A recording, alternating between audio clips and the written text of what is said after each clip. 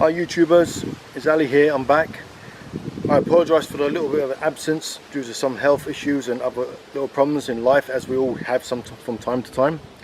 Today I'm going to show you on the final build of part 3 of my hip pouch, utility pouch for your waist, and I've just added a few more things and I've finalised it. Sometimes in the future it will change, but this is the final one and I hope you enjoy it, and let's get to it. So here it is, I've got it on. As you can see, it's got a lovely little accessory I put on there.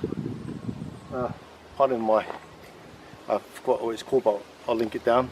And you can see it's very comfortable, it's all completely done. There's the last part for this pouch here, which is at the back, which is the fluid pouch and other accessories like regarding purifications, lighting and tools for day-to-day use. Obviously I've got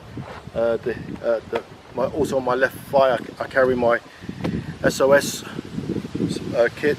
So as you know, it's extremely comfortable. I'm very much pleased with this. Well worth the wait, and to be honest, just for it feels like nothing's there. In all honesty, you go off somewhere, don't leave all your kit in one location, all your resources. Have something with you all the time. Just be cautionary.